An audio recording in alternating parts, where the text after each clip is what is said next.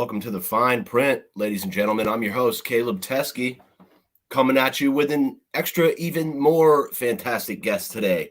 Boy, this is going to be a good one.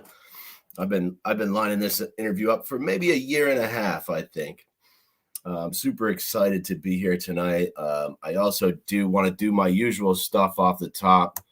I want to thank some of my previous guests, Nick Heilig. Heilig Art. If you guys haven't checked out Nick's website, boy, this guy's just killing it.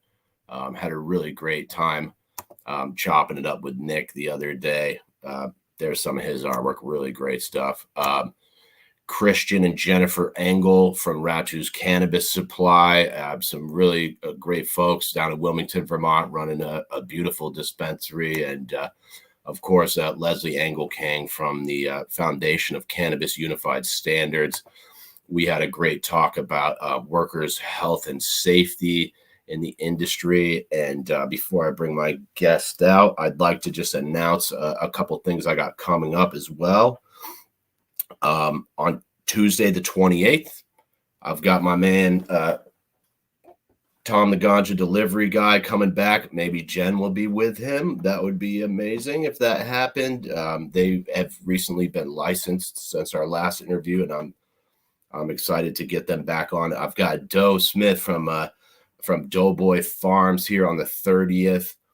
On December 3rd, I've got Lubo Packaging. December 5th, I'm going to have Tara Eveland on the show, and we're going to have a lively debate here, and I'm going to save the details of that, but that's going to be super fun. She's from Fat Nugs Magazine. December 7th, I've got Glenn Anderson coming on. That'll be another good one. And then Brianna Woodward on the 10th, who did my logo. I got In-House Genetics on the 12th. I've got Tim Blake from the Emerald Cup on the 14th. So a lot of great stuff coming up. We're going to just, take this banner down. If you need labels too, I've been running this ad for Dusty. He's making labels, info@vermontheadylabels.com. That's Dusty out at Cambridge Cannabis Company. If you guys need label work, hit Dusty up or hit me up and I can put you guys in touch. And, without further ado, my guest tonight, I told you, I've been trying to get this interview for about a year and a half. He's here tonight. I'm going to read a piece of his bio because he said, I don't want to belong to any club that will accept me as a member, which is a Groucho quote. He's a survivor with nearly 40 years of cultivation and activism towards the end of Prohibition, an agonist with numerous appearances on stage and print and in media coverage, and an outspoken critic of the grifting class. Wham bam. It's Joel Bedard. Joel, thank you for being here with me tonight, my friend. You're quite welcome, Caleb, and I appreciate you giving me the opportunity to drone on. Well, before we drone too much, would you mind giving us a 5-minute life story? Boy, man. I think I want to channel my inner Steve Martin there. I was born a poor black child. No, I'm from New Hampshire. I reside in Vermont now, and the bottom line here is I when I was growing up, people with trust funds weren't necessarily looked upon. It was only rumored that anyone had a trust fund. And now I look at what's happened in the last 40, 50 years of my life, where that seems to be acceptable. And we've created this massive wealth class where, the value systems are way different than what it was like for me growing up. And, I'm fortunate that I had a caring pair of parents at the time, but for the most part, my wife and I keep a low profile, and I saw the weed thing coming, and I bailed before it actually really took flight. It's just not my scene. And a lot of this, I told you, I wanted to focus on existentialism, and really that's kind of the root of how I see the world. Is it's not the same as it was even 5-10 years ago, never mind what it was 40, 50 years ago. So a lot of the kids and a lot of the younger folks that are getting into the cannabis conversation now, they don't know what it was like to be pulled over and have your car searched and have see your little prototype get thrown into the woods and get a stern warning from the police. They don't understand what Project Green Wave was like. They don't understand how many people were risking it every day just to cultivate or move the underground market along. And I've lost a lot of friends, and I've seen a lot of damage to a lot of otherwise really potent people. So I mean, 5-minute snapshot, dude. I don't know. I'm just another. I'm the Buffo, just another fucking observer. And I'm gonna put you. I'm gonna put you over there. That's what we need. I want to give a shout out to Doug Flight of Wink and Son Hemp. Sent me this hat. Cool. And here's Tara from Fat Nugs Magazine. Sick art, Nick. I flashed Nick's art. Thanks for watching, Tara. I'm always happy for your support, man. Thank you. There we go, Oscar. Yeah. So yeah, I have my attorney with me. I feel like, Joel, a good place to start would be your connection to the hemp industry, or maybe your activism. Maybe we should go back because you said you were involved in a lot of activism. Maybe we could do that first? Yeah, it used to be you walk into, and this was just a standard fare where you see someone who's getting hassled by the police because they're smoking weed, and I don't have any weed on me at the time. I got zero problem getting up in the police face and just saying, "Hey, look, why are you hassling these people?" And so it was more of activism was more of a hands-on type of thing, where even if it was subtle, I like to take the approach of normalization. I'd walk into a bar, sit next to some older folks at a bar because here I am, teenager or whatever, 18, made most of the grandfather clauses, and I'd turn to the older guy next to me and say, "So, smoke any good weed lately?"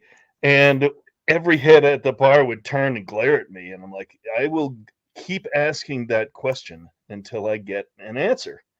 And after a few years of doing that, I started to get people going, my buddy had this really good stuff. And everyone then turned and looked at that person. And next thing I know, we're having a conversation about weed at the bar, and someone else chimes in. And it was more of we were scared straight. We were not given the opportunity to communicate between each other via internet type of a thing. And then with the forums, we started to all realize that the community is way larger than we were allowing ourselves to believe because we're all in hiding. So then, in my youth, the community was kind of word of mouth, and it was maybe I knew 20, 30 people. But once you get on those early forums and you start to realize, wow, there are tens of thousands of people globally that are having this conversation, and that's just the people that found the forums, never mind whatever. So it really did start to pick up steam, and I would adjust to where the soft spots were. For a little while, I started really going after people in public on some of the early newspaper forums. Some prohibitionist Project Sam, pre-Project Sam, would start in about kills brain cells, and I'm like, Is no. that the smart approaches to marijuana or whatever? Oh yeah, Kevin Sabat and Patrick Kennedy, I believe. Kevin. They basically they suckle off of the NIDA and ONDCP TEAT, Office of National Drug Control Policy and National Institute of Drug Administration, NIDA. I don't know, whatever it is. Some of the early acronyms that were battling back against people like you and I, who, the everything that we do today, there are people that stand on my shoulders as I have stood on the shoulders of people before me. And it builds. And I'm not crying out for respect. I honestly, I don't care what people think. But I do believe that there is a need to look back historically at how we got to here. Because it was literally in my lifetime that, my adult lifetime even, that we were mass incarcerating, that, we look at court diversion therapy, which was one of the big drug industry plays where someone would go to court for a minor possession and the judge would then say, okay, well, I'll let you off if you attend this therapy. And there was a whole line of the short list of people, the psychologists who were making bank off of this. So the court was shifting people over into that And then someone who got busted with a joint, all of a sudden, he's got to pay $8,000 to a freaking psychologist to sign off that he is recuperated or whatever it is. And it created that industrial flow where, private prisons, court diversion therapy, all of these things they were creating a market based upon the abuse of human rights. And we're slowly undoing that. But as you've seen, and I'm a big fan of what you do, as well as Lou and some of the other guys out there who are constantly pushing the needle and just you got to keep turning the screws on these things. What we're seeing today is the next generation of the evolution of the market. We're seeing the grifting class. We're seeing the folks that see it as an economic play more than as a spiritual, medical, or a freedom play, as it were. And those are the ones where they're gaming the system in their favor. And it's not something I ever wanted to see. And I don't think that we're at the be all end all. I think, in dynamics, there's something called the J curve of exponential growth. And then you get onto a dynamic steady state. So I think we're nearing the top of the J curve where we're starting to see some of the crashing, and then we're going to have a drop off, and then we're going to start to reestablish. And it's really the folks that can help maintain some vision, some responsible business vision, are the ones to keep an eye on, because they're playing without house money. They're playing off of their own money, their own skill, their own backs, and their own blood, sweat, and tears in this, as opposed to the folks that are like, hey, so-and-so used to be a legislator. Maybe they know someone who's this, that, these, those. Next thing you know, we've got rules set up. They'll say one thing, social justice.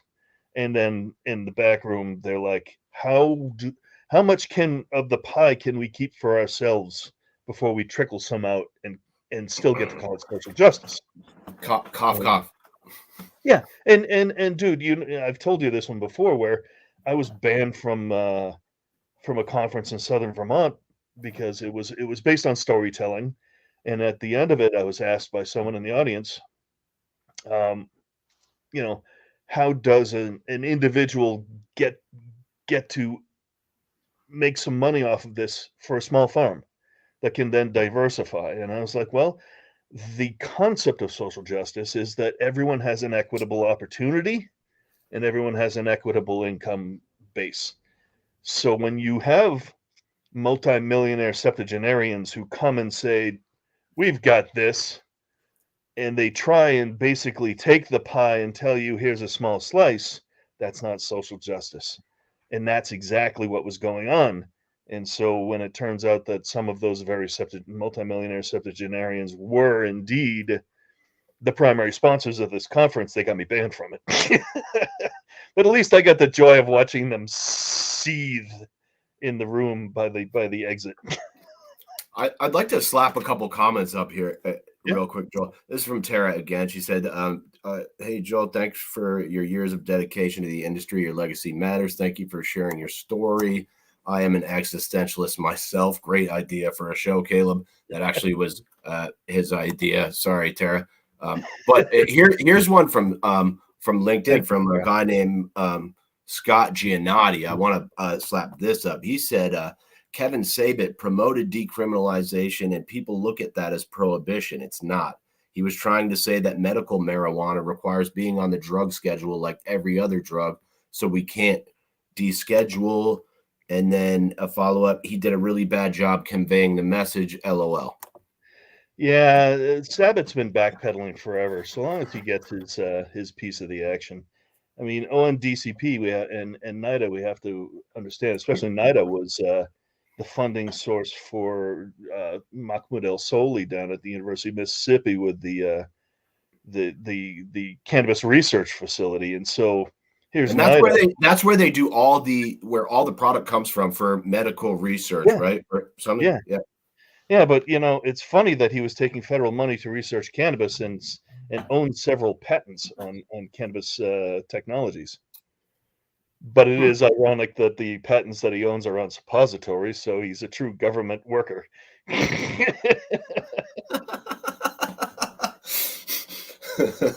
Cool. But, Hey, thanks. yeah. Thanks for the comments there, Scott. I appreciate you, man. And you know that is shifting over to genetics. That is the rumored source of the G13 strain, the government 13, that it was liberated from that campus. But I personally don't know that. I don't have any special insight on that. I have a hard time believing, based on everything that I've seen coming out of Mississippi, that they would put anything quality out. I think that they would intentionally kill it. I don't know if you've ever seen pictures of the. I think we're down to 5 or 6, maybe even less, actual federal medical card holders. They get in the pre-rolled joints from that program, and it's basically like sticks and dregs, all wrapped up and in a cookie tin, one of those round cookie tins, all stacked in. I'm sure you could find a picture. I actually know a woman in Chicago who has one of those that was signed by a guy who, yeah. Okay.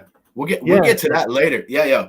Don't, I want to keep this on track because this is going to turn into 3 hours. It's very easy to do with me. Yeah. And that's great. I didn't bring piss jugs into the studio. So we're going to, well, you're not wearing pants anyway, right? You don't know. You can only see the top half. So I'd like to ask you about your college experience a little, because it sounded like you have a little bit of a background in science. Yeah,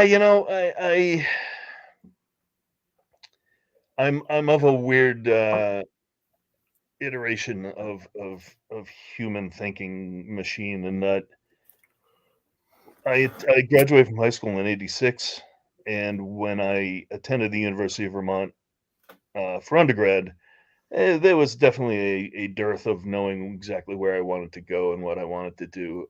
But I know that I like natural sciences.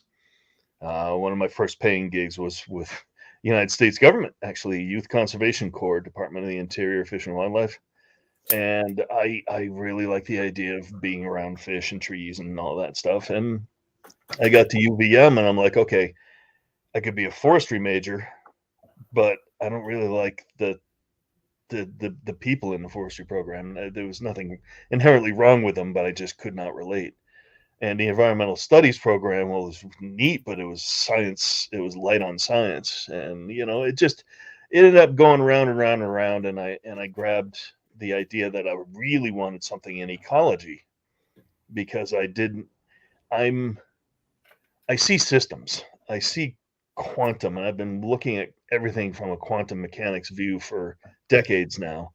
So the idea of systems are far more important to me than the reductionism of our binary world, our digital world. And I created a self-designed Bachelor of Science with Carl Rydell, who was the founder of the environmental program at UVM, and he was my advisor. But it's basically at least 4 minors, and I could have had 5, 6, 7 majors if I had stayed another year, but I wanted out. So I graduated in 3.5 years with a degree that gave me geology and agriculture and resource economics and plant soil science and a bunch of other things, and psychology. I've been watching you. So that, and then I did some time at University of New Hampshire in water resources management, their graduate program afterwards. And it's just been a lifelong of absorbing new information. And that's pretty much what I do now. Is I leverage core knowledge that I've had for many, many years, and it's finally starting to come to fruition, where people are actually having conversations where systems ecology is whether they realize it or not. Systems ecology is pretty much par for the course for what I do now. And I design major systems for folks, mostly for free, to keep my mind active. But yeah, so I have background in natural resources and agriculture, and then I spent 20 years in the IT industry in the corporate realm, working for Fortune 100, Fortune 50, and Fortune 200 companies, designing networking solutions and stuff. A shameless slap. I'm here with Joel Bedard, full spectrum bitch, and clearly a nerd. Yeah. I got that shirt from the cynical stoner herself, Kristen Yoder. It was one of the first ones she put out, and Kristen's a good cat, and I look forward to her success. I've been talking to Kristen a little. I always enjoy it. Yeah. Yeah. Cool. So let's talk about the hemp industry, because that seems like I want to build up to a conversation about the adult use marketing Okay. market opening here, but hemp seems like the natural place to start. I think this is kind of how we ended up connecting back in the day. And I've spoken with a lot of people. I've done about 200 interviews now. A lot of those folks were involved in the hemp industry when it popped off here in Vermont. And Yeah. I know that you were involved, and I know you're watching all of this shit. And I'd love to hear your take on sort of how that played out. Oh, it's a fucking shit show. Not just in Vermont, but nationally. I mean, there will be people that will argue with me, and there always will be people that argue with me. But Congress's intent with 2014 Farm Bill was not CBD and Delta 9, Delta 8, and all these isomers and whatnot. They did not intend for it to be a backdoor into legalization of recreational cannabis in any way, shape, or form. And whether that's a good thing or not, I don't know that I formulated opinion. It's a little bit of a dichotomy for me that I'm not sure it's worth going through. Because clearly I want the end of prohibition of everything, but the same token, I think it was a disaster, and there were a lot of people that just took it too far and really put a bad name on hemp in the channels that we need. So, when we talk about institutional investment and supply chains, logistics, and infrastructure building and whatnot, the one thing you don't want to do is bring hemp into the conversation right now, because it's been so many people were burned.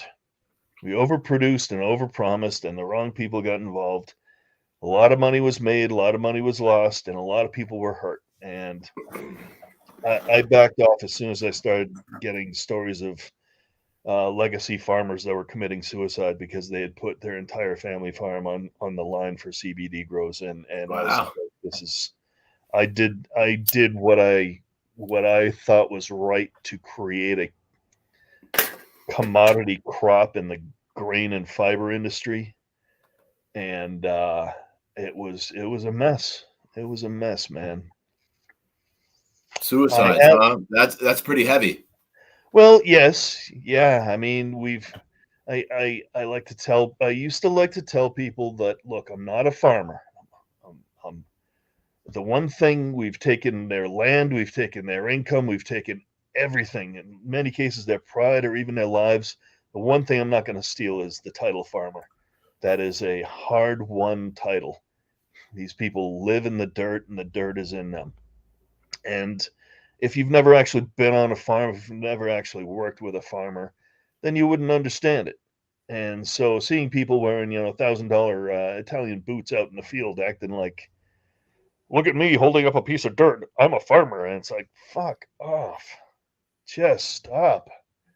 And I think that the whole hemp conversation went sideways, and now it's really starting to take root with recreational, but there's still, as you've seen, a lot of conversations ongoing about where CBD and everything else fits in the model. And What can I ask you? Sorry to cut you off, but I'm curious about this 0.3% THC number in the hemp, and that's like the cutoff, because I interviewed John Rogers. John told me, and John's a great guy in my opinion, yeah, who literally helped write the legislation for this and grows the plant and spent years in government and knows how this works. And he has said, a because fantastic mustache. Which I don't normally allow, but John can do whatever mustache he wants. But I'm curious, where did that 0.3% number come from? Because he said because of that number, he had to cut out some of his best cultivars of hemp. And that seems unfortunate to me. Well, I mean, that's kind of a layered question to ask in that it was determined, I believe, in the 70s when the single convention was put together with the United Nations, a single convention on international trade and trafficking of controlled substances. And I don't know that there's an actual really strong origination of point three with any scientific backing. I think it was a kind of a dead reckoning. We have to pick a number. How's this number? Perfect. Yeah, I think it was a couple of drunkies. I don't know. But it happened, and as a result, it's been embedded in the UN single convention, and it's been distributed globally. France has tried to make hemp a point too, but that's mainly the French industry lobbying their government because there are a lot of unique hemp cultivars in France, and they've been able to get the THC level down to 0.2 consistently. So that was just kind of a jerry rigging, and it's when you're looking at it from a pure business perspective, it's pretty clever. But what I want to do, and I'm still waiting for this one to drop. And anyone that wants to throw a note in and throw some feedback, I'm more than happy to go down this wormhole. And that is that the gentleman at the University of Minnesota, who, and I can't think of his name right now, he determined that there's a genetic differentiator between what we call industrial hemp and all other cannabis, and that industrial hemp actually has a THC inhibiting gene. So true pure industrial hemp inhibits the development of THC at a genetic level. And if that is the case, then that should be justification for a taxonomic reclassification, genetic difference. But it's been squatted on. And I know I've talked to a few other folks. Seth Crawford and I briefly chatted about it, and there are a lot of really big names attached to this research, and I'll tell you, if they ever decide to taxonomically reclassify cannabis in that matter, it would pretty much feed whatever they want in terms of regulatory stricture, because then you have hemp is hemp is hemp is hemp, and they can just check it for that gene.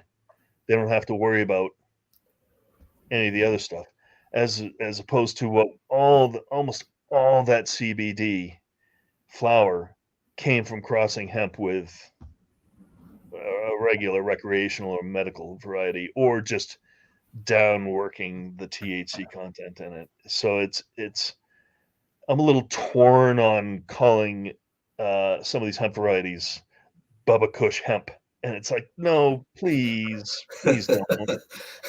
Yes, you're not helping. So that's why, historically, that's why it was so hard to get a autoflower to produce THC, because the autoflowering genetics are ruderalis, and as a true hemp, it was kicking the THC levels down. And I think it was Motor Rebel with Lowrider that finally broke through. And I've got Nancy Wallace coming on from Oklahoma next month on the 14th, who says she's got the highest testing autoflower in the world. Super. That's gonna be fun. I'm looking forward to that one. Yeah, and genetics seems like a big thing here in Vermont, especially since we've got kind of a tight window to grow outdoor, as opposed to California or somewhere warmer. And especially this year, we've seen a lot of water, a lot of rain. The most rain in Vermont history since they started tracking the data. And do you have any thoughts on how to select genetics for a place with this type of climate? Yeah. Stop listening to most of the local people.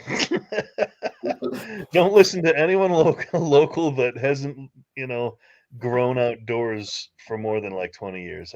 That's not necessarily fair, but it's also true. But we have so many microclimates. I got first time ever got destroyed by septoria this year because of all the moisture. Very little bud rot, but the septoria was just too much for my plants to handle.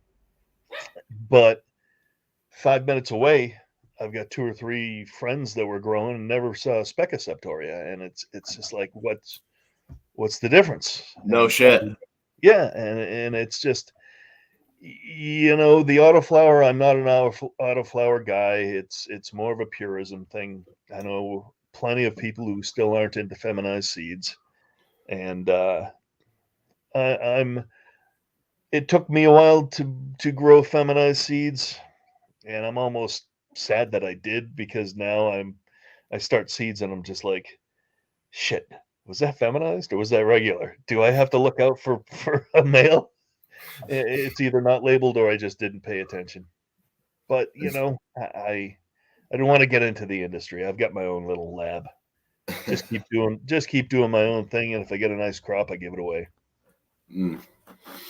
I'd like to ask you if you were done with that thought. You got anything else? No, I mean Okay. we could keep going about genetics. There are a few folks that figured it out. You need a short flowering, whether an autoflower, or you need a short flowering Kush type, Pakistani, Afghani. You take a look at north of us and see what the Quebecois and similar the Maritimes have been growing. I mean, a very similar latitude. And Anna will kill me for saying this because I approach it differently than her when I say it's a very plastic plant in that it adjusts very easily. So, 80K gold, 80K standing for the Adirondacks, is believed to be an Acapulco gold pure that was grown repeatedly in the Adirondacks to the point where it nativized itself. It shifted to the different terroir. Huh. Anyway, go ahead. Yeah. No, you got me lost there. I was going to ask you about synthetic cannabinoids, and then you got to, yeah. I don't know a damn thing about synthetic All cannabinoids. right, cool. We'll skip that one. I mean, you can ask me and I'll make shit up. I No. got no problem. One thing I'm also curious. Yeah, we scratch. I'm curious about. I know a lot of these colleges are lining up, preparing for federal legalization so that they can start doing research on cannabis. And, I feel like UVM is maybe positioning itself to be one of those colleges in America that, focuses on that a lot. Do you have any thoughts on the research that we might see here coming up? UVM, huh? Well, and in the country in general, but definitely UVM. I feel like I know Castleton already has a cannabis program. Castleton? Are they even a college anymore? Is that Vermont State College at Castleton? Yeah, I'm not sure, but I know they have a cannabis program you can take. Yeah. Yeah, so UVM is kind of an odd duck in that being a land grant, there are some tricks that they don't necessarily want to mess with. It takes a lot to get through that, and I don't know the UVM really wants to play. They've got some activity at the Larner College of Medicine. Agricultural Extension has toyed around with some of the hemp, but I just don't know that it's going to take root there. I think the big one locally is going to be Cornell, and that's Potato Larry has really carved out a niche there in a relationship. So then there's some tremendous talent there too. They've already gotten a significant amount of USDA funding. So if they can figure out a way to get around the federal considerations, and Caleb, you got to remember, and this is for everyone listening, medical marijuana is, as it were, medical cannabis isn't federally legal, and it's only because of that Rohrabacher Rohrabacher Blumenauer line in the federal budget that the DEA is effectively withheld from enforcing, and that is a budget line in the Department of Justice's science budget that precludes the DEA from utilizing federal money to intercede in state legal medical programs. So it's not federally legal by any stretch. And when Jeff Sessions was the attorney general, he was going to block that. And he was holding up the entire federal budget over that one line item. And when he went on a vacation, they snuck it through while he was out of his office. And it was that close to the DEA being given the right back to intercede on medical marijuana dispensaries. So the razor is a lot sharper than people realize. And it seems like a lot. Oh, go ahead. No, I was just going to say that, we're talking about now about rescheduling, and of course the grift class is like, yay, regulations. What can go wrong? We're already set up for that. And meanwhile, you and I and probably most of your audience are going to get we're going back to where we were 20 years ago. Well, I see some CBD and hemp companies now. Maybe the farm bill is expiring and they're getting shut down. They're things that were previously legal, including some of these synthetic cannabinoids, are now being changed. So businesses that had the right to sell these products are now being put out of business because of some of the changes in these laws that are coming up. So to clarify, the USDA back themselves into one very firm spot, and that is production. Once it leaves the production component, it is another department's deal. It is the FDA's deal. It is the DEA's deal. It is, a big one that people don't realize, that even without the DEA interceding on medical marijuana is TTB. And what the fuck is that? I don't. TTB is the acronym for Tax and Trade Bureau, also known as Bureau of Alcohol, Tobacco, and Firearms. Oh. Which also houses the Secret Service. Cool. I had an ATF agent on recently. Word to Ignacio Esteban. Yep. Yeah. And shit, even in Vermont, that Homeland Security and ICE exert their authority 100 miles from the international border. That's halfway down the state. It certainly is. Pay no attention. Okay. Well, shit. Yeah. So it's tricky, Bren. So I'm psyched. Did you ever get through to Chris Paquette, out of curiosity? No, but I've gotten through to a lot of other wonderful people that you've connected me with, and I really got to thank you for that, man. Sure. I don't want to say all their names because I got some good interviews coming up, but yeah. Well, for the listening audience, Chris Paquette is I forget his actual title, but he's the local office, South Burlington, Vermont office of the DEA.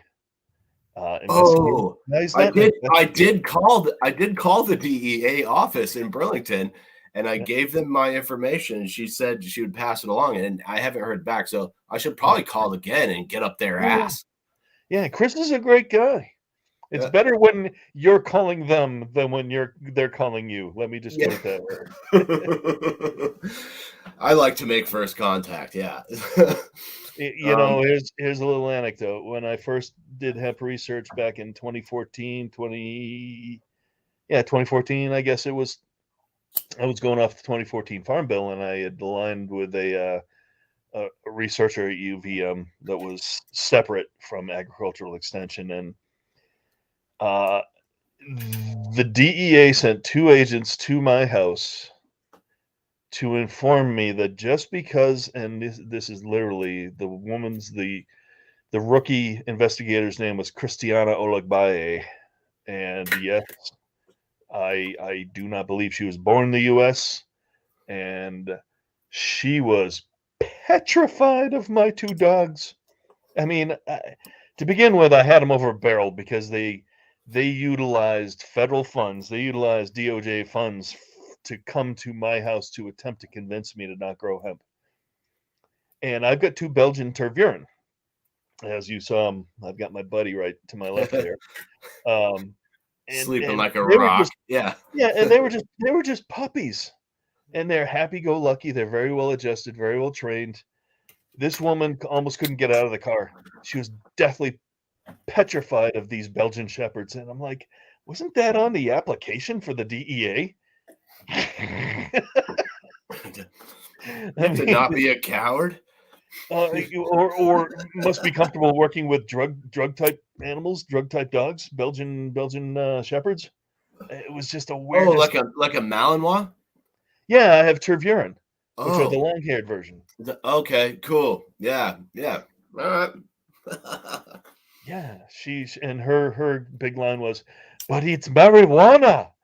I'm like, it's hemp, man. And I saw another bust that happened. I believe it was a woman named Jahala Dudley who was driving to New Oh York yeah, with a load of hemp that she was legally allowed to grow and transport. And the cops found it, and they took that Super Troopers picture where they were all proud of it. And then do, later do you you find out it's hemp. do you remember how quickly it was released and everything was dropped? No. Do you? Yeah, because I called Donna Lupardo, she's a legislator who's big in the cannabis conversation over in New York, and I had met her in the past. And Donna passed me along to the director or the president of the Chamber of Commerce of New York City, and two or three other big names, and they instantly took action. Basically said, "This is not the look you want to give while you're trying to loosen the rules. You come and you do this type of a thing as a showboating. They're rubbing it in your faces as much as anyone's." And they got everything dropped and returned me within 48 hours of me making that call. That's Huh. the man, pay no attention to man behind the curtains kind of a move. Well, right now you're in front of the curtain. I got Joel Bedard, full spectrum bitch, with me. I like to do shameless slaps every 15 minutes or Oh, so. hell yeah. Yeah. Cynical stoner. Cynical stoner. Hmm. That is Kristen Yoder. You can get that and many other awesome shirts from her. One thing you said to me on the phone that I would like to ask you about is a comment where you said we're kind of in a climate now where people are more interested in making money than doing the right thing. Oh yeah. Humanity is gone. It really is. It's a shame to come across as pessimistic, and I'm truly not pessimistic at all.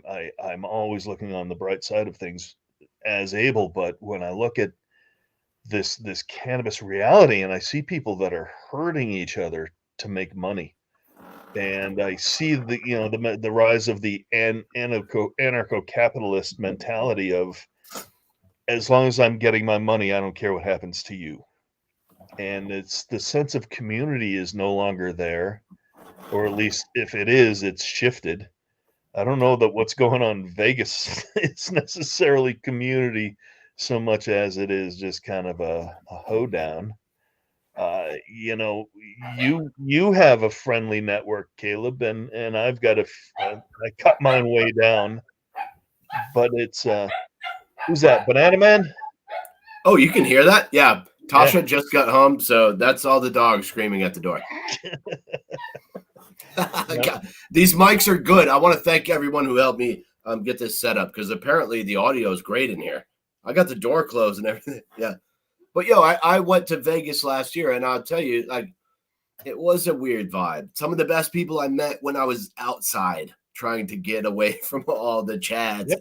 and the finance goons and they're selling securities, and it just, that kind of Yeah. corporate vibe really it's off-putting to me. It is. They're commoditizing something that I don't know if I ever wanted it to be commoditized to the degree it is. But I mean, tough luck for me. It's the way it is. It's the way of our world. Happens with everything. And I mean, you even look at this is something else I'm looking at, and I just saw in the news. We got Bill Gates, and he's now one of the largest farmland holders in the country. And he was also one of the driving financial forces behind some of this lab meat stuff, fake meats and whatnot. And then it just came out where he's striking a deal between Microsoft and Bayer. And it's Bayer by name, but it's really Monsanto whom he's going to be working with. And they're basically, Bill has been trying to commoditize food in such a way that it's no longer the commodity we think, but he's trying to break it down into the individual proteins and components. And he's seen Soylent Green one too many times. And that right there is the antithesis of an ecological concept of a quantum mechanics reality where the soil matters, the rain matters, the cow matters, or the plant and its natural type of conditions. These things matter. So having GMO crops specifically for raising high quantity and highly efficient crops of soy so that you can mechanically produce it into a fake meat type of a product. He's, I believe, hedging his bets on that being one of the primary food sources. Whereas if we just rearranged how we currently farm, we wouldn't really need to worry about that, and it would be far healthier and far better for all ecosystems. I mean, the problem with food scarcity in the world is not one of supply or production. It is one of logistics. It's one of distribution. It's populations being in places that do not have the ability to sustain, and it's in being somewhere like the UK. You know what the number one food production and export country in the world is? Oh boy, that's you're gonna put me Oh, on the take spot. a guess. You want me to I'll guess? Number one food production out. export. Oh,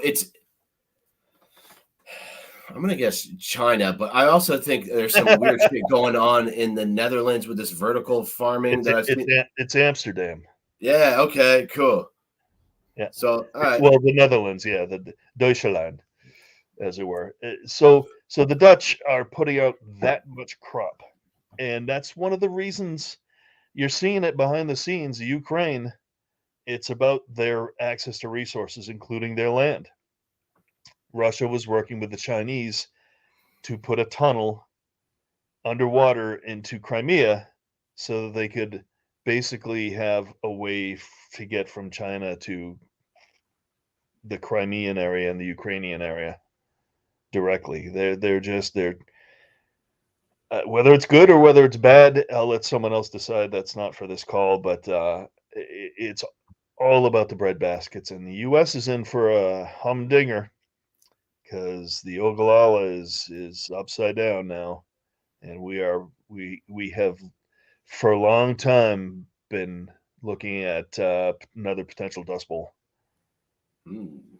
We're pulling too much water out of the ground, and it's about 10 to 20 years, maybe longer, past replenishment.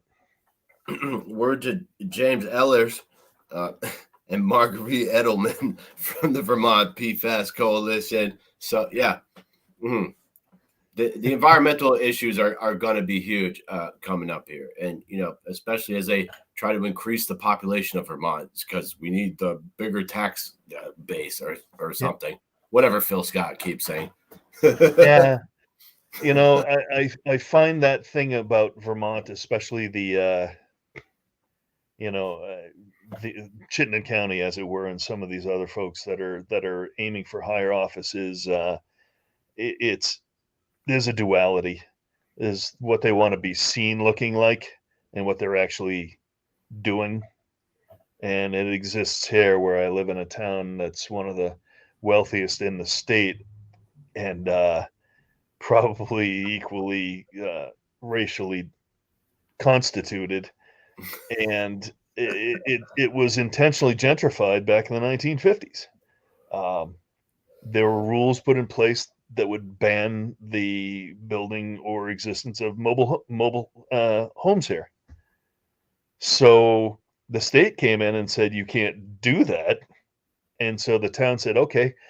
So they changed the zoning such that you could not build a house smaller than, I think it was 750 square feet, and all mobile homes were 700 square feet or smaller. So they did it a different way, and as a result, we've got this sprawl. We've got all these people here, the ones that say we are a town of inclusion, except the rest of you. It's like this small clatch of I'm from here, the from heres, and they rule despotically behind the scenes. Hmm. You know, we get 2,600 electors in my town, 26 voters, 2,600 voters, and for town meeting day, we've got a facility that can handle maybe 200. Guess who shows up? 200 of the best voters, I bet, are the ones that Yeah, show up. yeah. 200 of the ones that know how the system's gamed for. The smart ones, the reasonable ones. Yeah, I was there last spring, and there was a request by one of the groups for, out of the blue, an extra $15,000. Just out of the blue, we want this for our budget. Half the room says A. Sounded like the nays won it, but the lister who was running it says, "Oh, the A's have it." And it's like, aren't you, when it's close, aren't you supposed to like take a hand valley, some sort of a hand ballot or something, like, you know, a people raise their hand? decibel meter to read the crowd. Like, Yeah, I was like, this is not really democracy. This is not what I was steeped in. Dude, I'll tell you something. Back some years ago when I was in New Hampshire, I was at one of the presidential debates between, I think it was Gore and Bill Bradley. Bill Bradley's, holy crap, that was a big man. I watched my hand and part of my forearm disappear into his hand when I shook hands with him. But Ted Koppel was moderating, and they were like, "Oh, we're going to take some questions from the crowd. If you'd like to write something down." I was like, "Yeah, give me that pad." Wrote down a question about legalization of medical cannabis. It did not get aired, but I got some stink eye from Koppel's handlers when they were flipping through the questions. Can I ask you about the medical? Because this is something I've been seeing all across the country, is that it seems like the medical dispensaries end up being controlled by these big corporations. And I've seen here in Vermont, all 5 of our medical dispensaries have been sold off to, out-of-state corporate. Ayatis, Slang, and Curaleaf. Yeah. What about them? I don't know. How about in 2017 when one of those dispensaries lobbied to get and without much opposition or fanfare, lobbied to get the rules such that a dispensary would no longer had to be a nonprofit? I remember that. I've talked to a couple people about that. I was like, is this just gonna be like a fait accompli? Is this like a done deal? It was a huge deal when they were applying for the licenses, but now we're just gonna, enough time has passed that we're gonna let it slide. It does seem odd. This does not seem unique to Vermont. It seems like in every state. I saw Georgia just opened up with a fucking True Leaf and a Botanical Sciences, which is owned by a doctor who's friends with a bunch of cops. Those medical licenses seem to immediately go to big corporations or people with really strong political connections when I look around state to state. And Caleb, I think that this is something that where you and I kind of have blinders on, in that we live here and we have probably more access to that knowledge in our legislature and all of the, we're a microcosm.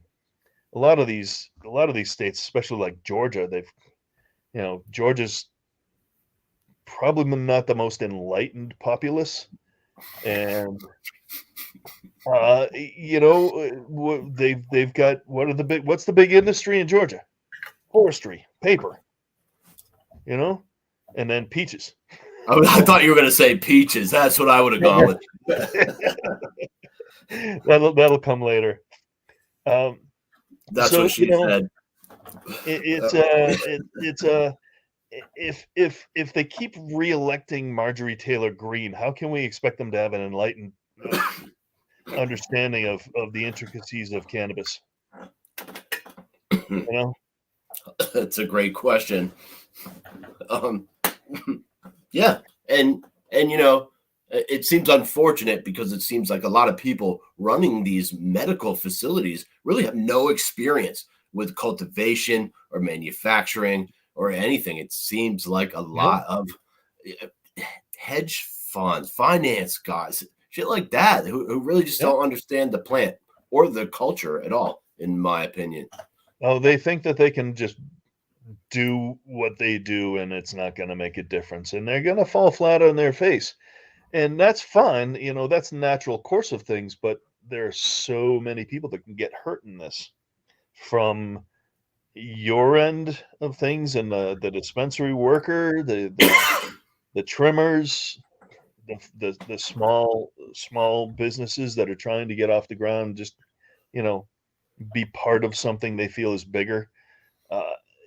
In it's this idea that it's all just a budget line item, and it's way more personal than that.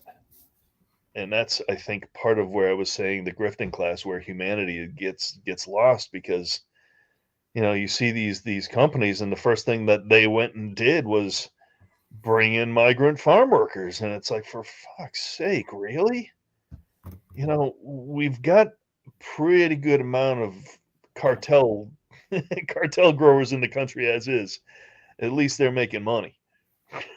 And I see a lot of that.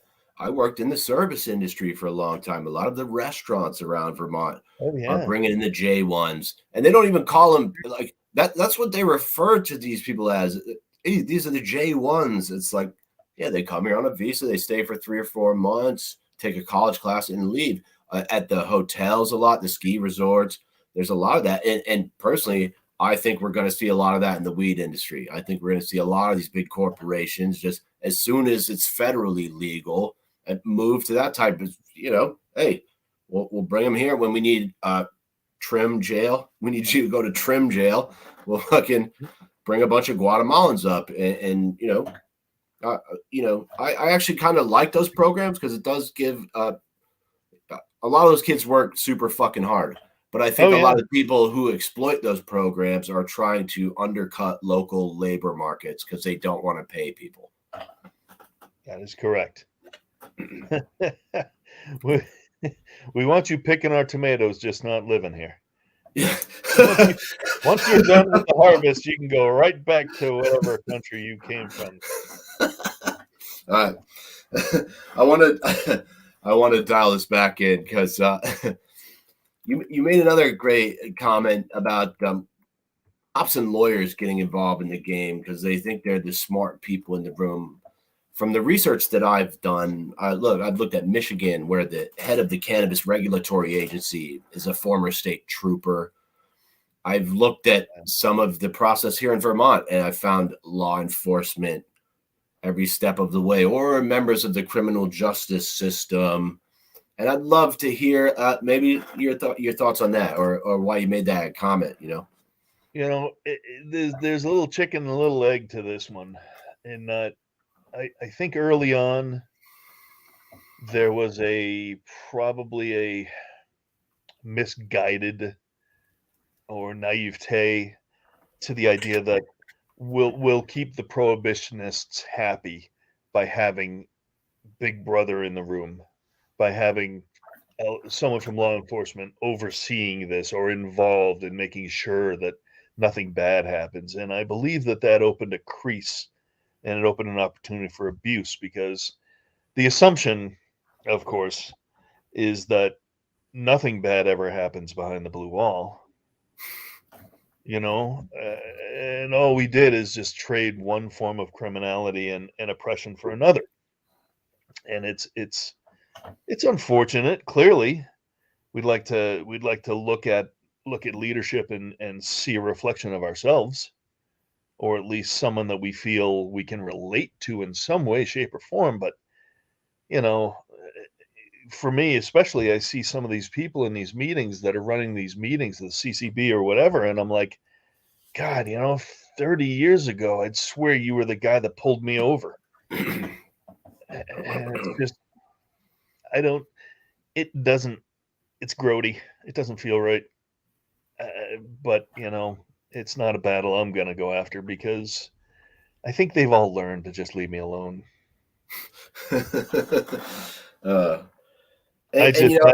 I've got guns loaded, not literally, but I've got plans if they ever try and hit me. I'm like, okay, here are my plants. There's one. And it is odd. It is odd that nobody on the board. Nobody on the board really has any experience. I looked at the marijuana commission. I looked at the nominating committee. I looked at the advisory committee, and there's really not a lot of cannabis experience there, and that's not their fault. They didn't hire themselves, so whatever. But then I see a guy like John Rogers who applied to be on the Cannabis Control Board and didn't even get an interview, which to me, it's like, wow, his name is on the legislation. He grows the actual plant. He spent 16 years in the House and the Senate. He knows how the government works. If you're not even interviewing a guy like that, who are you putting in these seats? Well, clearly that was determined in rooms and meetings. I mean, where did Jake Perkinson come from a few years back when all of a sudden there was a marijuana commission created by the governor, and Jake Perkinson, one of the original financiers of one of the dispensaries, was the head of this board. And it's like, well, also the former Democrat Party chair, correct? Yeah, and a Republican governor, no less. But it's clear that there's a lot of gaming going on behind the scenes, and it's not just in cannabis. It's a shame that people have basically determined we've become another type of a feudal system is the reality of it all, where our democracy is broken, our republic is broken, not in such a way that I think people should take arms or anything like that, but I definitely think that someone like you and I would be better in government than some of the people that are there right now. It's a meritocracy. Except I would hate every second that I had to sit in there and listen to that shit drone on. That is exactly why you would be a good politician. I want to just let me shout out to Rodney real quick. Rodney, I made it. That's my man out in Michigan. Rodney, thank you for tuning in. Yeah, go ahead, Joe. Is he a Youper? He's in Lansing, I believe. He also hosts a podcast. He's had some fucking killer guests on out there, including Leslie Wyman. I'm really hoping I can still get her on the show. She tried to start a lab out there, and that was a crazy story. Oh yeah. Anyway, yeah. I hear cricket. Yo, no, that's still banana. He's a mouthy. I can just turn my no. I turn my mic down. No, I like that. I like that the Nana Man's there. It's good that these mics work so well. It's picking up a lot of sound. Yeah. To your point as well, and something I was cutting in there is because these people, these regulators, have created these rules without really understanding any of the science or any of the other stuff. There are gaps. And if they come to me and say, hey, you've got 20 plants and you don't have a license that can cover 20 plants, I'll just say, hey, look, there's only one plant. Genetically test them. They're all the same plant. Just because I've disambiguated them doesn't mean that they're not one plant. Prove to me your definition of a single plant. And they don't have it. There is no such thing. Well, and that's another thing that lacks on in all these commissions and boards and committees. It's like the people with the knowledge, the science knowledge of the plant. There's really a lack of that from what I looked at. I'm at a detente with them. They leave me alone, I'll leave them alone. I had my go, and I was attacked in every way, shape, or form, and it was miserable, and I don't like it, and I don't want to deal with that again.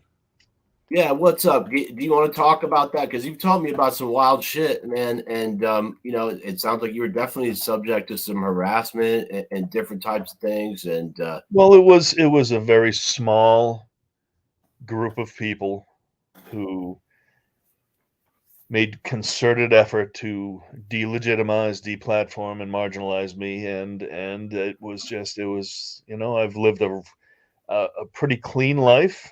I have all the background clearances and then some. I've stayed quiet. I don't cause problems. I support the right causes. I'll be seeing my 25th anniversary coming up. My wife is an attorney. We're low key people, and we keep to ourselves. And to have people doxing me, catfishing me, death threats of physical violence, had a PI or two on me. They were using surrogates. I literally had someone that was dumb enough to report me to the DEA and then brag to me about how they reported me to the DEA. And I'm like, and then accuse me of being a narc. And it's like, what? I had someone rip me off for close to $250,000. And that was a tough one because they took the gamble. They knew that I would not report someone to the police, even though that's grand theft larceny. Even though that person under still outstanding contracts where I could call them in if I really wanted to. But it's like that person then went on and accused me of being a thief. And that whisper campaign can get out of hand.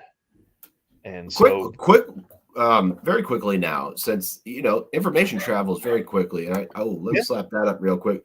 Rodney said he'd love to pick your brain sometime, and obviously we need Oscar. Yeah, we need more people like Caleb and you in the world. Yeah, but yeah, carry on.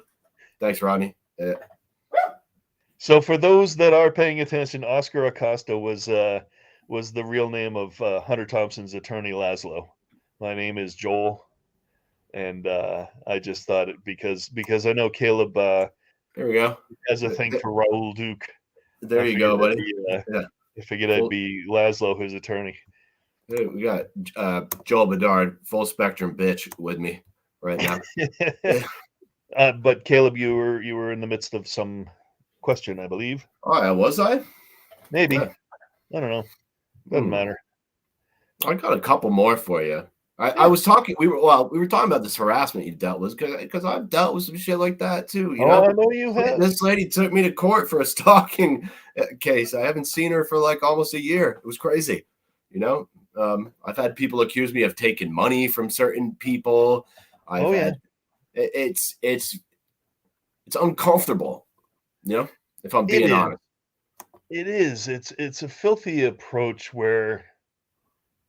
It makes you question yourself, but it's part of this. It's like as a nation, we're trading gaslighting around and microaggressions and victim cards, and we've just become this really weird tossed salad of weirdness where everything can go, and you got to almost pause when someone comes at you and says something you weren't expecting. It's like, okay, are they being serious? Are they fucking with me? And I see it on a nonstop basis. Some people can't help themselves but doing it, and other people do it as a targeted measure to delegitimize, which is what you were going through. It wasn't about what you say; it was about you, and they wanted to knock you down a peg, and they thought that they had the wherewithal. They misjudged you, same way people misjudged me. They tried to egg me on into having battles in the newspaper, and I'm like, I already know that news outlet has been paid off because I had people I have people, and I was informed that it was a hit piece. So I was like, okay, well, they want me to deal that out. I'm going to take hits. So I'm just going to shut my mouth, let them twist. It wasn't 7 days, was it? No comment. Yeah. The media landscape here in Vermont it's unfortunate to watch because it seems like, I know WCAX got sold out to a big corporation back in 2017. It seems like Digger has gone downhill, and a lot of these guys, it's just the coverage does not impress me. Well, Digger, you mean with Paul Hines and the scary black guns? Well, also, Jake Perkinson is now lead counsel for Vermont Journalism Trust, which is the parent company of Vermont Digger, I believe. Oh boy, yeah. And if you go back to October 1st of opening day last year, you'll notice that they were at Ceres in Burlington, which of course they were. Yeah, which I always find interesting. Yeah, it's they've, like I said, they've created a feudal system where you'll get crumbs and like it. You can lick them off the floor probably too. Yeah. I have ways around all of that. Same way I got out of that mess. It's a waste of time. It's a waste of energy. I don't want to be involved in crap like that anymore. So what I do is basically offload knowledge and offload experience, and have these conversations as when I have someone like you, Caleb, and it's a good medium, and I feel up to it. But for the most part, I've got an awful lot of knowledge and experience, and I mostly just I provide it pro bono or via light consulting. The self pitch right now is I developed some really high end systems approaches to agriculture that are a couple of years ahead of where I think things are heading, and I handed that off, so I'm consulting it to someone who is going to be investing in it. But I don't know. I didn't ask for any split or any cut, but it could be worth a god awful amount of money. And then I'm also a regional consultant. For the moment, I've turned down being offered full time for a company called Natural Textile Solutions, Indian-based company with their U.S. headquarters is in Philly, but the things they do with natural fibers, nobody can touch them, and the business relationships are off the charts. I am loath to brag them off, but if you're wearing anything by Patagonia or North Face that's made of hemp, that came from them. If you're staying in a Marriott and you see a hemp towel, it's made of that. It's made by them. If you're going to be driving anything by Fiat, Chrysler, Polestar, or a dozen other companies, and it has a hemp or a fiber biomaterial in it, that's from them. They've got 8 factories around the world, and they have cutting edge knowledge and technology that no one would even understand, never mind could touch. So I provide them with some expertise on the side, as well as still trying to resolve my now late friend's seed business. I managed to get enough of it together and preserve things, but without a will, took almost an entire year after his passing for his estate to pass through probate, and only now can we start seeing if there's any business capability around for making some seeds and or selling it off for his son. Was this the goat and monkey? Yeah, goat and monkey seeds. Yep. Yep. So those are my 3 primaries. I've got a few others cooking along, but those are the 3 primaries. And that's one of the last couple questions I got for you is about sort of where you see the future of these things head, especially hemp, because I've heard a lot, and you were quoted actually in Hemp Today as saying the real opportunity in hemp is not in cultivation, it's in innovation. Yeah. And I've read a lot about hemp concrete, building materials, clothes, stuff like that. But I'd like to hear your take on where you think the future of the hemp market's going, and maybe the adult use market as well. Well, the low hanging fruit is going to be hemp grain. And when it's hard for me to say industrial hemp or true hemp because, it's hemp. And that's what it was intended to be, fiber and grain. And then, that was pre-cannabinoid press. So the food aspect of things, it's one of the top superfoods available to us, and that really should be a focus. And after that, it's a matter of the fiber and some of these biomaterials that can be made with hemp. And for NTS, the three primary crops are jute, flax, and hemp. And jute primarily being in India, flax is currently in Egypt, but transitioning. We're going to see if there's a good opportunity to grow flax here without a lot of the same issues that we had trying to cultivate hemp. Because right now everyone's screaming about recreational. Oh, they hate pollen. You can't really grow for grain and fiber in the U.S. without the pollen, so it's got to be open pollinated. But I think that there are plenty of opportunities available. But again, you get a lot of yahoos who are like, "Oh, we're gonna change paper over to hemp paper," and it's like, God damn, do you people not realize what that entails?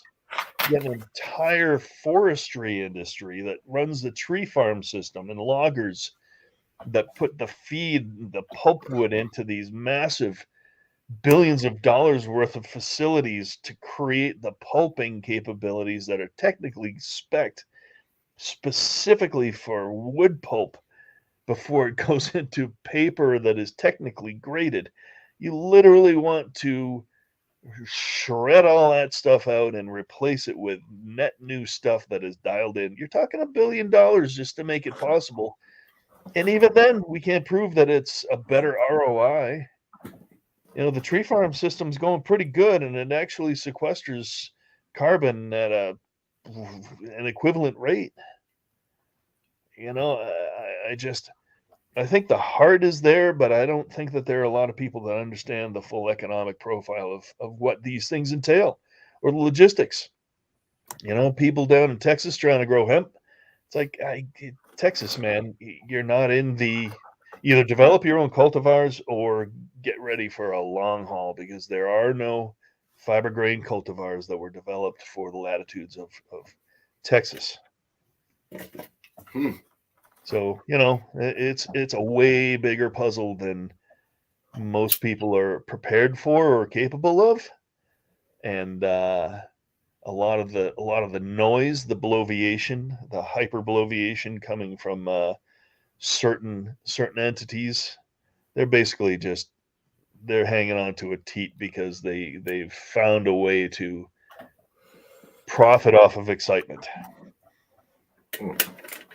Caleb, I want to point out one thing that's curious about me that you most of your audience wouldn't necessarily realize, and that is that I'm completely sober. I mean, I will occasionally consume cannabis, but I have not had a drop in a long time. I'm 99% of the time I'm completely sober. I'm at that point in my life where it's the smart approach to my health and well-being. So if I used big words, in case everyone thought you were fucked up right now. No, I mean, I am, but for different reasons. Just to put a little context on it. My swerve is natural. So what do you think about the future of the adult use market here? Do you have any comments on, one of the things I thought was ridiculous was maybe the THC caps, which I thought was pushed, by the Department of Health and sort of their front groups there, the Vermont Medical Society and the Psychiatric Association, coming in with a lot of fear porn and a lot of the same shit that I feel like we've been seeing the whole time, which in my opinion, I'd like to see go away. But, some of the edible caps, you can only put 100 milligrams in one jar. I feel like that's creating a lot of wasteful packaging. Some of these rules are just silly to me. And I'd like to hear if you have any thoughts on that and maybe where you see this headed. The two thoughts that instantly come to mind are that it's incrementalism and that it's intentionally getting people to chase their own tail. It's like you worry about a rule, you're not happy with that rule, and they say, okay, we'll change the rule, and they change the rule, and the new rule is no better, really. It's incrementally better. And so you got to keep fighting against that same thing to get it to where you want it to be. And what they're doing is they're just dragging it out. They know. There's sufficient data to say that there are no real hardcore health issues.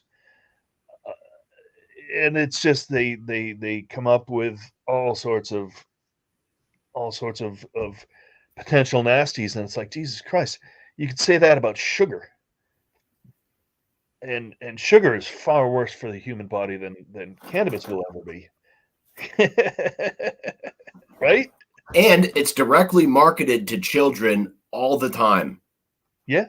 With bright, colorful packaging. Oh. Well, it's along with fast food, which is also equally bad for children, I would argue. Dude, it's the loop that we created by subsidizing the corn industry.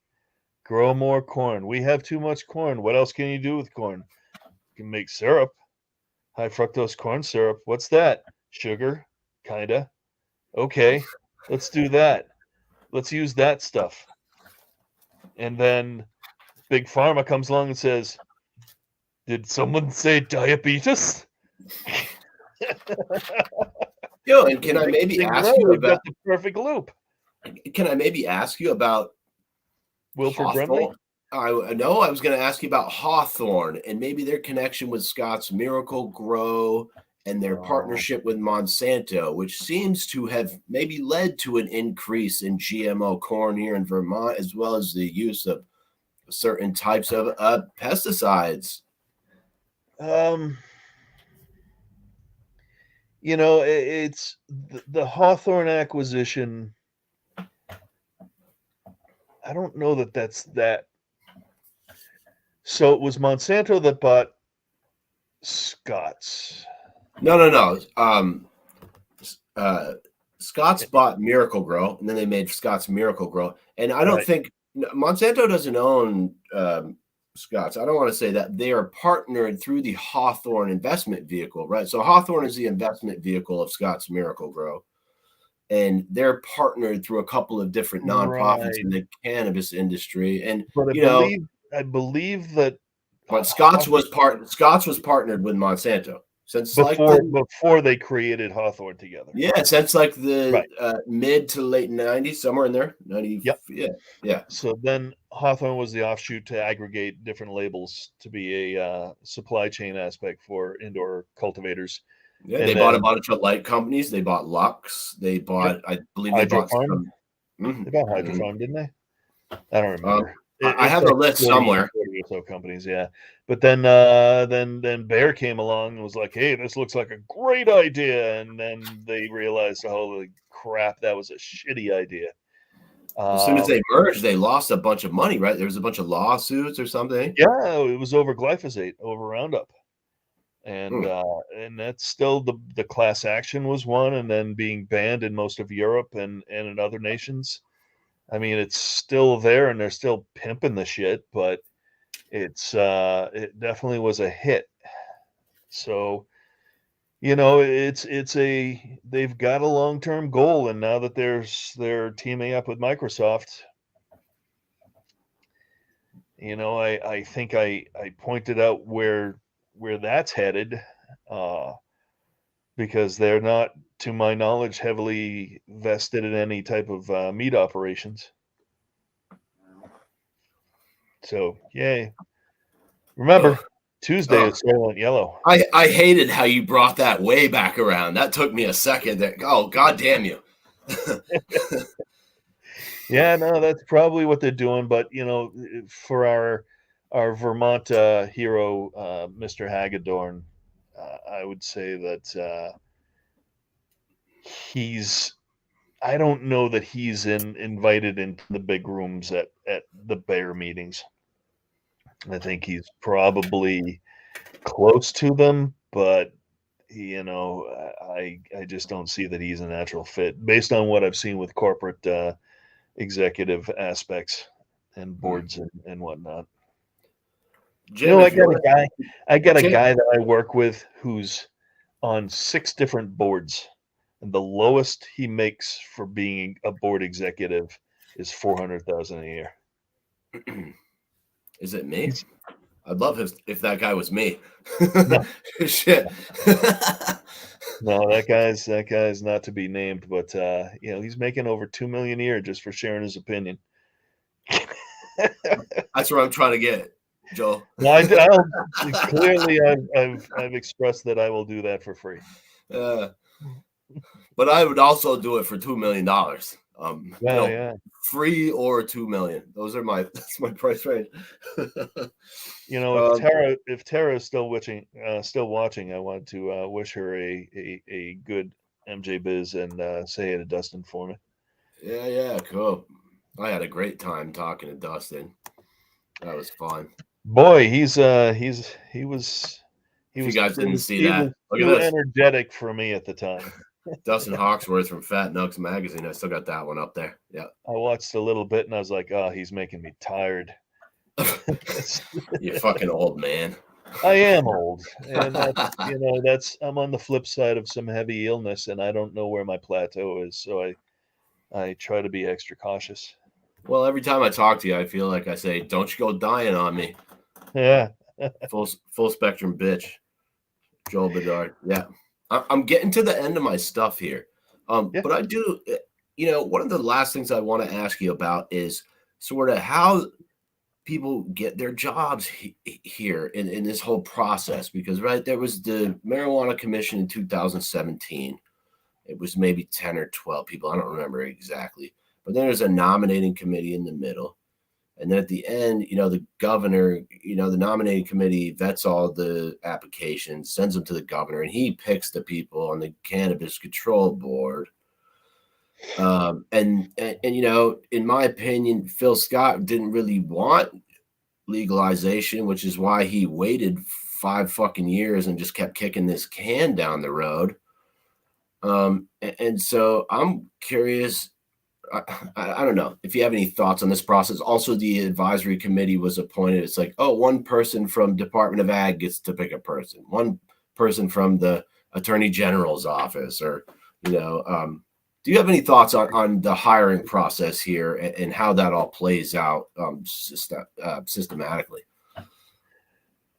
I don't think we have anyone else really from Vermont that this would necessarily offend. Unfortunately, but politics in Vermont is a fucking mess. It's such a meritocracy. It's not even funny. Where, when I did write some, I think it was 2015 or 2014, in front of LCAR, which is a short version of the full legislature, the Legislative Committee on Administrative Rules. And I was watching when one of the dispensaries kept using LCAR to tweak the rules in his favor. And one of the rules he was trying to tweak would have made it so that only dispensaries would be able to grow and sell CBD and similar cannabinoids from hemp. And I got up and I said, no, you're taking away the greatest potential largesse from the community that needs it the most.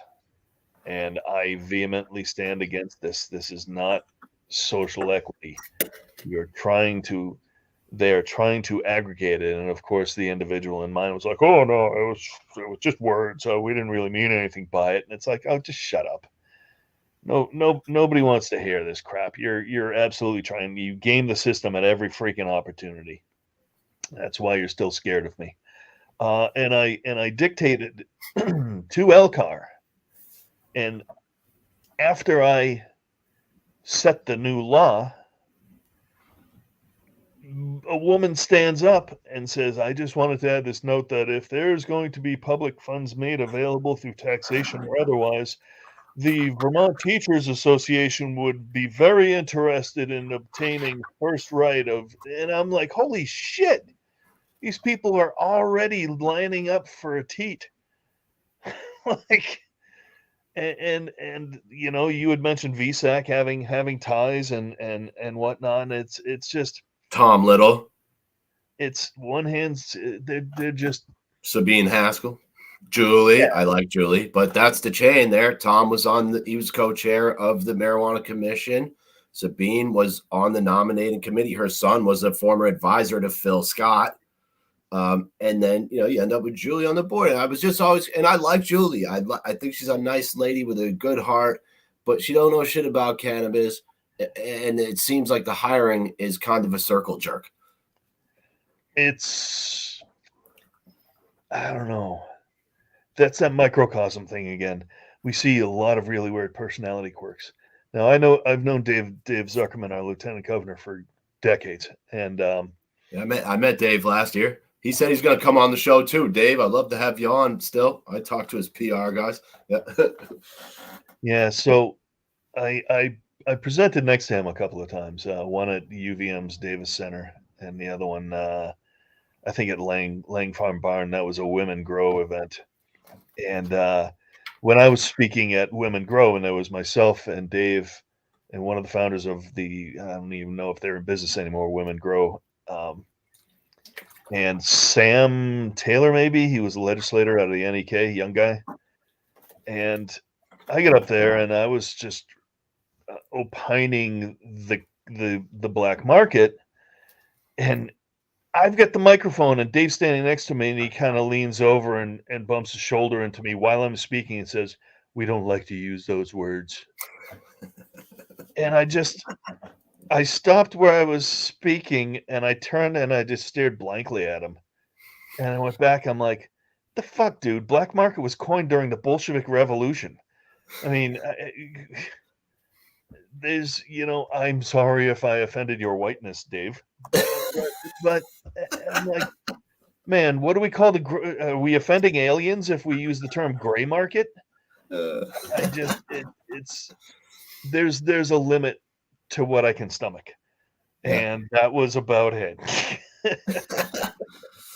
And then curiously, the footage was lost of when I was presenting when we were on panel at the Davis Center, because that was a pretty good crowd, and one of the UVM students stood up and said, "What do you think it's going to take to finally attain full legalization in this nation?"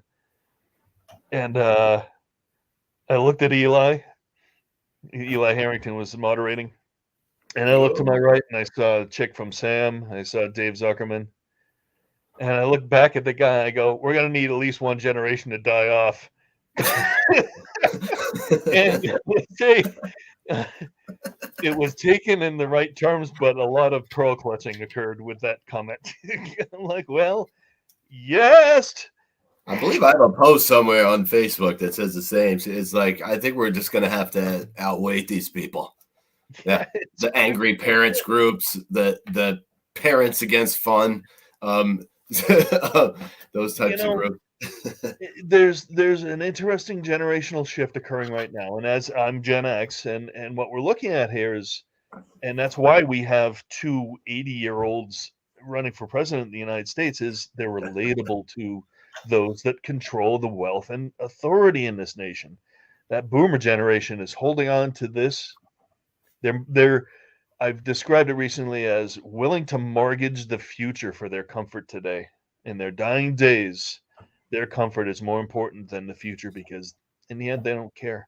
And they're more willing to hand off authority and wealth, aggregated wealth, to their trust fund kids that have zero freaking knowledge of how to run a business, never mind a country, or how to enact policy, or even the idea of social justice. These are people who, you know, we've got the entire TikTok generation of wondering when they're going to be able to afford to go on their yacht to Bali.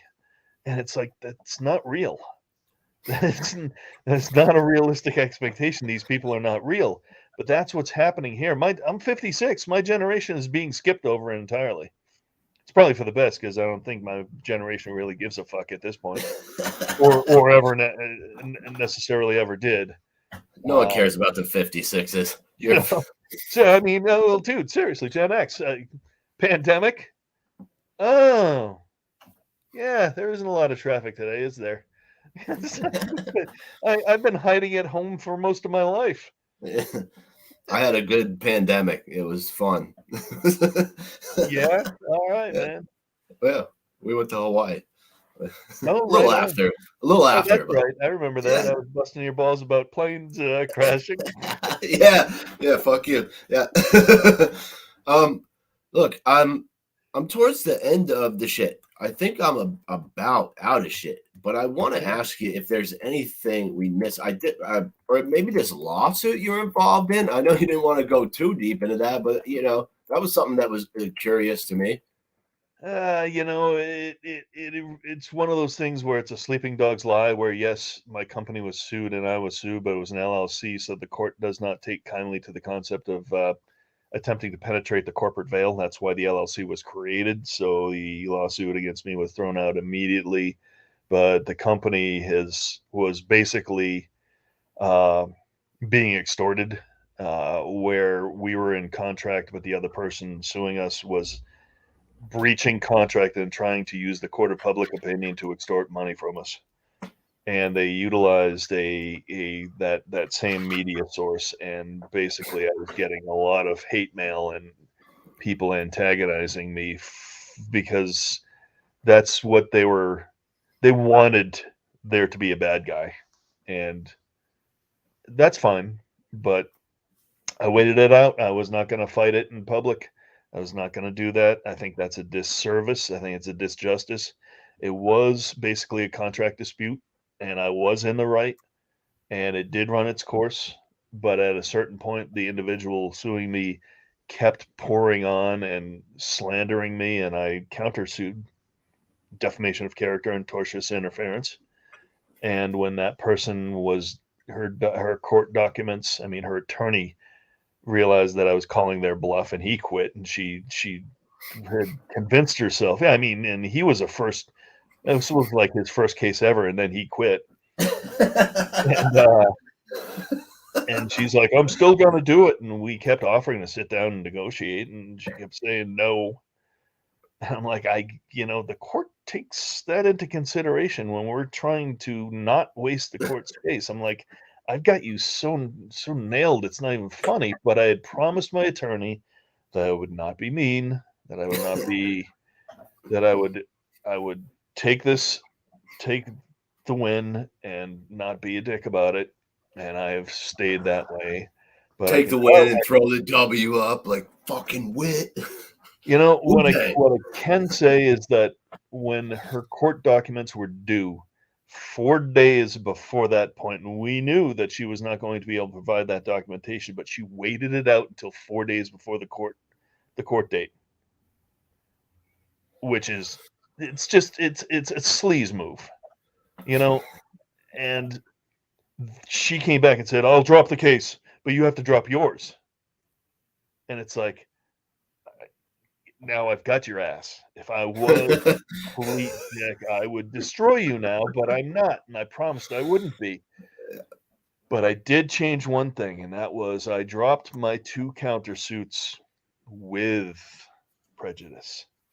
And that with prejudice is such that if any more shit comes up from that I can refile the suit and revisit it as defamation of character.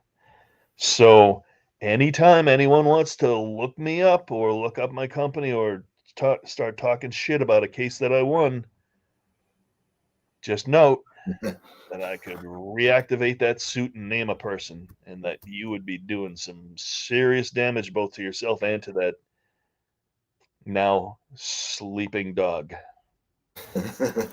Not, you want an asshole in the world. There are plenty. Don't go look in my direction, because I'm actually a really nice guy. I just don't take shit. And I think everyone should probably kind of learn how to defend themselves without being punitive.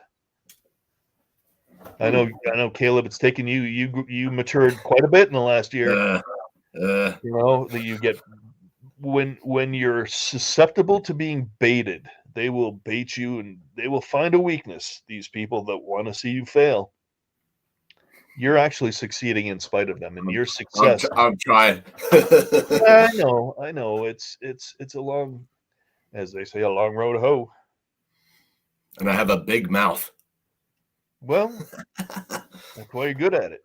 Well, it's hard to shut up sometimes, but I'm practicing. I'm trying. It's hard. As I say, don't take any guff. Don't take any guff from these swine. Yeah, which is one of my favorite Hunter Thompson quotes. Look, I'm gonna wrap it up here. I hope we can follow up on it. Wait, we got a comment. Maybe we'll check that out. Is that watch? It's gonna be my mom. Oh no, Panda. It's Mike. It's Mike from fucking Fierce Cultivation. Love Joel. Sold him a vehicle a while back. Oh, Mike, yeah.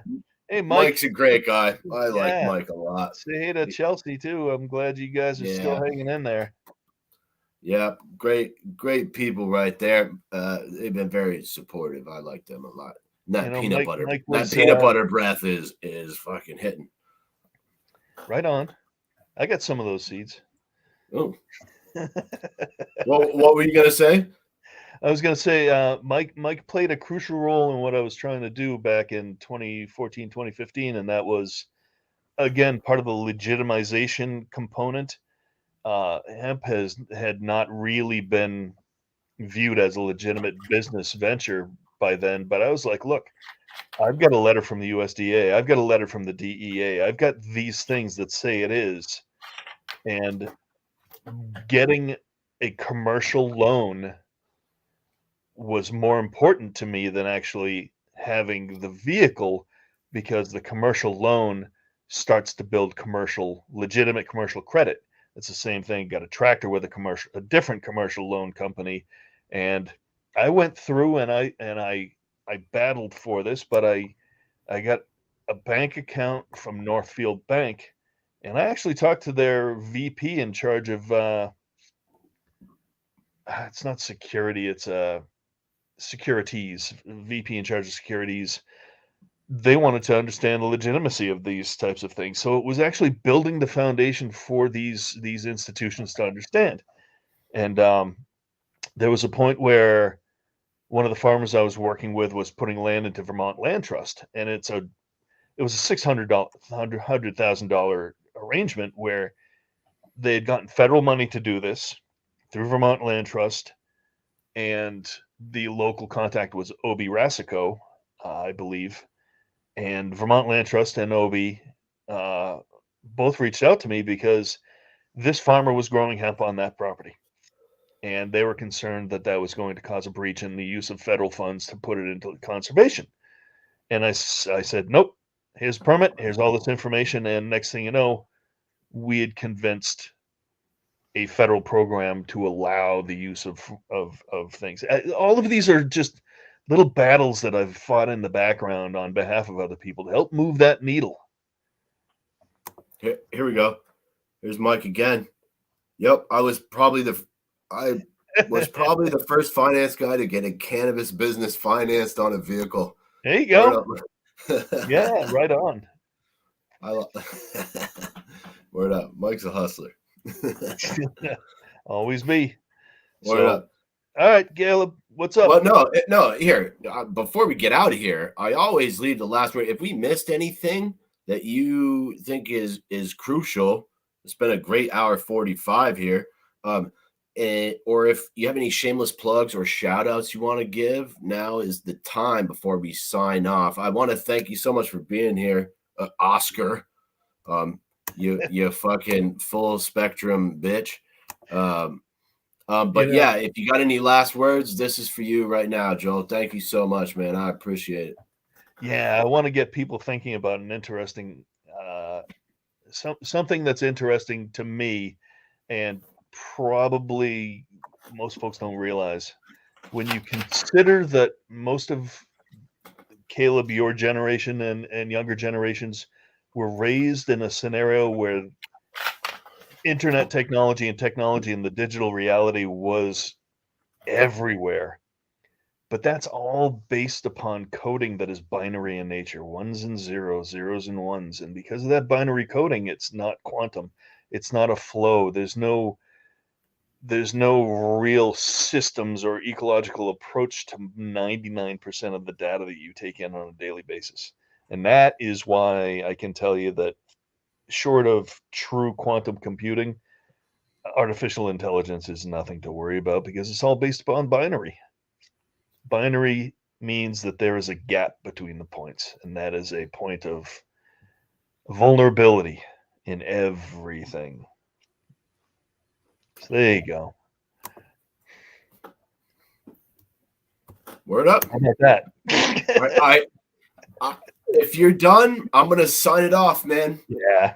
Joel Bedard, thank you so much for joining me. I'm your host, Caleb Teskey. The devil's in the details, and the details are in the fine